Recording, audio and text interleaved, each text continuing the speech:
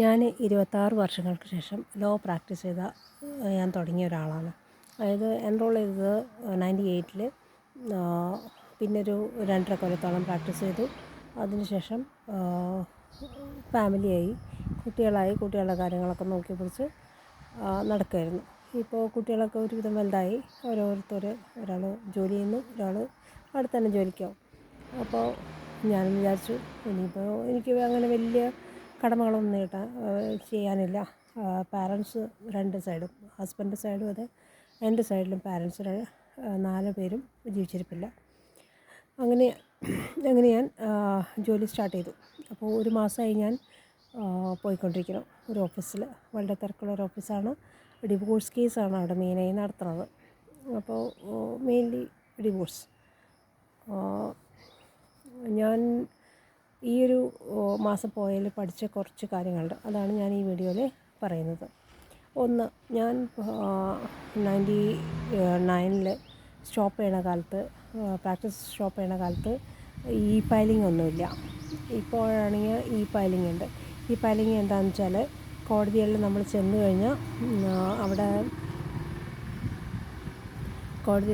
കഴിഞ്ഞാൽ അവിടെ ഒരു പുതിയ കേസ് ഫയൽ ചെയ്യാനോ അല്ലെങ്കിൽ ഒരു IA ഫയൽ ചെയ്യാനോ ഉണ്ടെങ്കിൽ നമ്മൾ ഫിസിക്കലി ശിരസ്താറിൻ്റെ അടുത്ത് കൊണ്ട് കൊടുക്കുകയും വേണം. പ്ലസ് നമ്മൾ കമ്പ്യൂട്ടർ ഉപയോഗിച്ചിട്ട് ഫയൽ ചെയ്യും വേണം. അതിന് അക്ഷയയുടെ ഒരു ബ്രാഞ്ച് എന്ന് പറയാമല്ലോ, അവരുണ്ട് കോടതിയുടെ, എസ്പെഷ്യലി മൂവാറ്റുപുഴ ഫാമിലി കോടതിയിൽ. അവരുടെ കയ്യിലാണ് നമ്മൾ ഫയൽ ചെയ്യാൻ കൊടുക്കുന്നത്. അപ്പോൾ അതിന് മുന്നേ ആയിട്ട് നമ്മളൊരു ആപ്പ് ഡൗൺലോഡ് ചെയ്യേണ്ടി വരും ഡോക്യുമെൻ്റൊക്കെ സ്കാൻ ചെയ്യാൻ. അപ്പോൾ അങ്ങനെ നമ്മുടെ മൊബൈലിൽ സ്കാൻ ചെയ്ത് അതാണ് നമ്മൾ ഫയൽ ചെയ്യാൻ കൊടുക്കുന്നത്. അപ്പോൾ നമ്മുടെ കയ്യിലിപ്പോൾ ഒരു സ്പെഷ്യലി ഒരു IA ഫയൽ ചെയ്യാനുണ്ടെങ്കിൽ IAയുടെ 2 കോപ്പി കയ്യിൽ ഉണ്ടാവണം. പ്ലസ് ഫയലിംഗ് നടത്തുകയും വേണം. ഫയലിങ്ങിന് ഓരോന്നിനും പ്രത്യേക ചാർജുണ്ട്. IAക്കാണെങ്കിൽ 30 രൂപയാണ്. അത് ഒരു സംഗതി ഞാൻ മനസ്സിലാക്കിയത്. രണ്ടാമത്തെ സംഗതി മനസ്സിലാക്കിയതെന്ന് വെച്ചാൽ, ഇപ്പോൾ കോർട്ടിൽ ഇപ്പോഴല്ല ഞാനത് അറിഞ്ഞത്. ഞാൻ ഒരു ആക്സിഡൻറ്റ് കേസ് ഉണ്ടായിരുന്നു കുറച്ച് കാലം മുന്നേ. അപ്പോൾ അതിലൂടെ ഞാൻ അറിഞ്ഞു കോർട്ടിൽ നമുക്ക് കാര്യങ്ങൾ അറിയാൻ പറ്റും, എന്നൊക്കെയാണ് അടുത്ത പോസ്റ്റിംഗ് എന്നുള്ളതൊക്കെ. പിന്നെ ഒരുവിധം കാര്യങ്ങളൊക്കെ നമുക്കിപ്പോൾ മൊബൈലിലൂടെ അറിയാൻ പറ്റും. ഒരു പോസ്റ്റിംഗ് കഴിഞ്ഞു കഴിഞ്ഞാൽ എന്താണ് അതിൻ്റെ മാറ്റർ ഇതുവരെ എത്തിയെന്നൊക്കെ ഉള്ളത്. ഇപ്പോൾ ഒരു ഡിവോഴ്സ് കേസ് എന്ന് പറയുന്നത് ആദ്യം കടന്നു പോവുക, 2 പേരെയും വിളിച്ച് കൗൺസിലിംഗ് നടത്തും. കൗൺസിലിങ്ങിന് സമ്മതിച്ച് അവർ തുടർന്ന് പോവുകയാണെങ്കിൽ ഓക്കെ, തുടർന്ന് പോയിക്കോളും ജീവിതം. അതല്ല ഡിവോഴ്സ് മേൽക്കാണ് എത്തുന്നതെന്ന് വെച്ചാൽ മീഡിയേഷന് പോവും.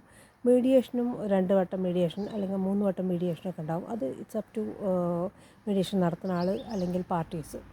മിക്കവാറും ചില പാർട്ടീസൊന്നും താല്പര്യപ്പെടില്ല. ഇനി മീഡിയേഷനിൽ 2 കൂട്ടരും മീഡിയേഷൻ നടത്തി അവരെ കാര്യങ്ങളൊക്കെ പറഞ്ഞ് സെറ്റിലാവുകയാണെങ്കിൽ അപ്പോൾ മ്യൂച്വൽ ഡിവോഴ്സിന് ഫയൽ ചെയ്ത് അത് വളരെ വേഗം നടക്കുന്ന കാര്യമാണ് കോടതിയിൽ. അപ്പോൾ മ്യൂച്വൽ ഡിവോഴ്സിന് ചില ക്രൈറ്റീരിയ ഉണ്ട്. അതായത് ഒരു ഇത്ര കാലം ജീവിച്ചിരിക്കണം അവർ സ്വയം, മാരേജ് കഴിഞ്ഞിട്ട്, എന്നിട്ട് ഒരു ഫയൽ ചെയ്തിട്ട് പിന്നെ ഒരു 6 മാസം കൂളിംഗ് പീരീഡ് ഉണ്ട്. 18 മാസമാണ് സാധാരണ ആൾക്കാർക്ക്. 18 മാസം ഇങ്ങനെ കഴിഞ്ഞാലാണ് ഡിവോഴ്സ് നമ്മൾ മ്യൂച്വലായിട്ട് കിട്ടാൻ പറ്റുക. 18 മാസം ജീവിച്ചിരിക്കണം രണ്ടാളും മാരീഡായിട്ട്. പ്ലസ് പിന്നൊരു 6 മാസം. പക്ഷേ ചില കേസിൽ ടൈം പീരീഡ് വ്യത്യാസം ഉണ്ടാവാറുണ്ട്. നല്ലൊരു കൂളിംഗ് പീരീഡ് 6 മാസത്തെ കൊടുക്കാറുണ്ട്. കൂളിംഗ് പീരീഡ് വെച്ചാൽ കേസ് കൊടുത്തതിന് ശേഷം ഒരു 6 മാസം കഴിഞ്ഞിട്ട് കേസ് വിളിക്കുള്ളൂ. പിന്നെ സാധാരണ നമ്മളിപ്പോൾ ഇവിടെ കാണുന്ന കാര്യം എന്താണെന്ന് വെച്ചാൽ, ഭർത്താവിൻ്റെ ആൾക്കാർ, അത് ആൺകുട്ടികളുടെ ആൾക്കാർ ഈ ഡിവോഴ്സിന് വരുന്നവർ പ്രത്യേകിച്ച്, അവർക്ക് വല്ല ഫിനാൻഷ്യൽ പ്രശ്നങ്ങളൊക്കെ ആകുമ്പോഴാണ് അവർക്ക് മാരേജ് നടത്തുന്നത്.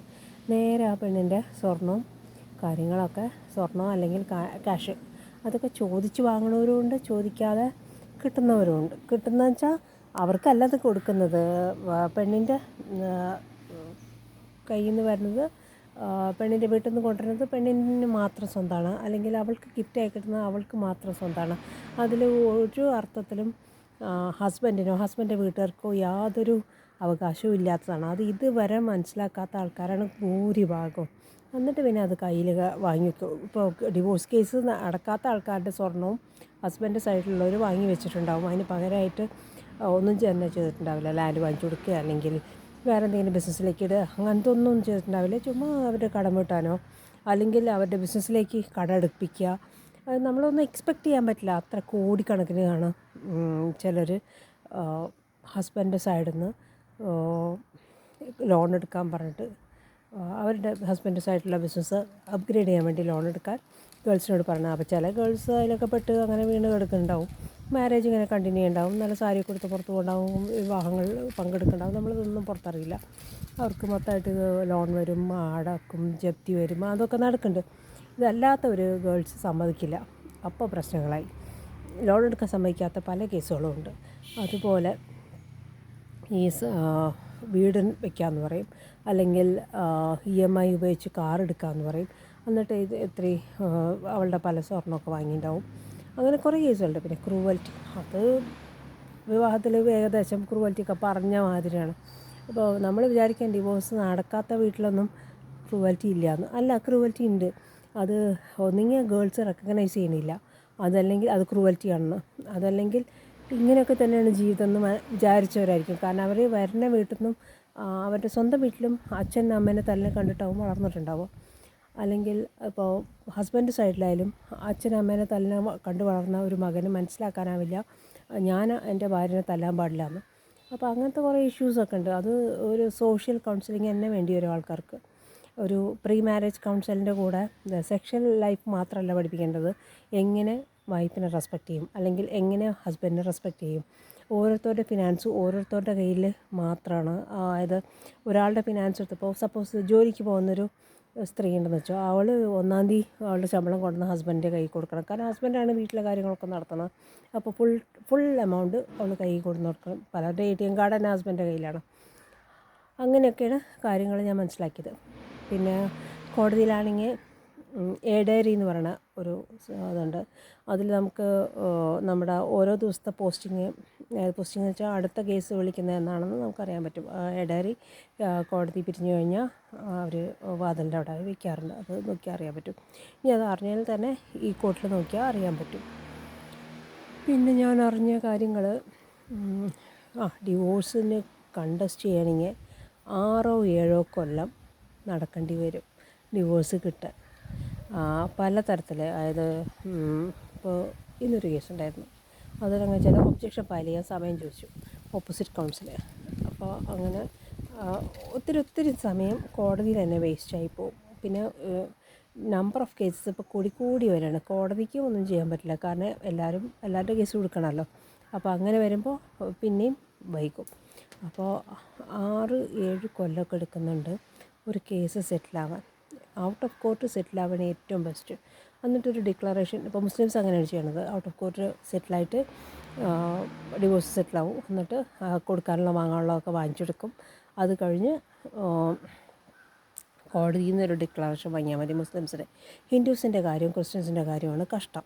അപ്പോൾ അവർക്കാണ് ഇത്രയും വലിച്ച് നീട്ടി പോകുന്നത്. പിന്നെ ചിലരുണ്ട്, അത് മുസ്ലിംസിലും ഹിന്ദുസിലും ക്രിസ്ത്യൻസിലും ഒക്കെ ഉണ്ട്, അന്യോന്യം പകയുള്ളവർ. അവർക്ക് വിചാരിച്ച രീതിയിലാവില്ല പെൺകുട്ടി പെരുമാറിയിട്ടുണ്ടാവുക, അല്ലെങ്കിൽ വിചാരിച്ച രീതിയിലാവില്ല ആൺകുട്ടി പെരുമാറിയിട്ടുണ്ടാവുക. പിന്നെ പാരൻസ് പ്രശ്നങ്ങളുണ്ടാക്കി ഡിവോഴ്സിലേക്ക് എത്തിക്കുന്ന ഒരുപാട് കേസുണ്ട്. പിന്നെ മെയിനായിട്ട് ഡ്രഗ്സ്, ആൽക്കഹോളിസം നമ്മുടെ സമൂഹത്തിൽ വല്ലാതെ ഉണ്ട്. അപ്പോൾ വൈകുന്നേരം വന്നു കഴിഞ്ഞാൽ കിടന്നുറങ്ങാനേ അയാൾക്ക് സമയം ഉണ്ടാവുള്ളൂ, അല്ലെങ്കിൽ എന്തെങ്കിലും ഒരു ഇഷ്യൂ ഉണ്ടായി തല്ലുവിടാനേ സമയം ഉണ്ടാവുള്ളൂ. അപ്പോൾ ഇത്തരം പ്രവണതയൊക്കെ ഉള്ള സ്ഥിതിക്ക് ഇനിയും ഡിവോഴ്സ് കേസുകൾ കൂടുതലല്ലാതെ കുറയാൻ യാതൊരു വഴിയില്ല. അപ്പോൾ ഇത് കണ്ടിട്ട് പലരും വക്കീലാവാമെന്ന് വിചാരിക്കേണ്ട. തുടക്കത്തിൽ വക്കീലന്മാരുടെ കാര്യം ഭയങ്കര കഷ്ടമാണ്. അതായത് ഫിനാൻഷ്യലായിട്ട് സാലറി ഒന്നുമില്ല, ചെയ്യുന്ന വർക്കിനനുസരിച്ച് കിട്ടും. അപ്പോൾ തുടക്കത്തിൽ ചെയ്യുന്ന വർക്ക് എന്ന് പറയുന്നത് നമുക്ക് കോളേജിൽ പഠിപ്പിക്കുന്ന കാര്യങ്ങളല്ല. അത് ബേസിക്സാണ് കോളേജിൽ പഠിപ്പിക്കുന്നത്. ബാക്കിയെല്ലാം നമ്മൾ പഠിച്ചെടുക്കേണ്ടതാണ്. കുറേ കാര്യങ്ങളുണ്ട് പഠിച്ചെടുക്കേണ്ട കാര്യങ്ങൾ. ഓരോ പ്രൊസീജിയേഴ്സ്, എങ്ങനെ കോടതിയിൽ പെരുമാറണം, അല്ലെങ്കിൽ എങ്ങനെ ഒരു പെറ്റീഷൻ ഡ്രാഫ്റ്റ് ചെയ്യണം, അല്ലെങ്കിൽ IA ഡ്രാഫ്റ്റ് ചെയ്യണം, അമെൻമെൻറ്റ് ഡ്രാഫ്റ്റ് ചെയ്യണം, അതൊക്കെ നമ്മൾ പഠിച്ചെടുക്കേണ്ട കാര്യങ്ങളാണ്. അമെൻമെൻറ്റ് ഡ്രാഫ്റ്റ് ചെയ്യുമ്പോൾ ശ്രദ്ധിച്ചില്ലെങ്കിൽ ആകെ പാളിപ്പോവും. എനിക്ക് വരെ പാളി. അതായത് അമെൻമെൻറ്റ് അലൗ ചെയ്ത് കഴിഞ്ഞാൽ ഒരിക്കലും വെട്ടിക്കളയരുത്, വട്ടിടാനേ പാടുള്ളൂ. ഏതൊക്കെ വാക്കാണ് അമെൻഡ് ചെയ്യണത് അതൊക്കെ നമ്മൾ വട്ടിടാനേ പാടുള്ളൂ, അത് വെട്ടാൻ പാടില്ല. അപ്പോൾ ഇതൊക്കെയാണ് ഞാൻ ഈ ഒരു മാസം കൊണ്ട് പഠിച്ചത്.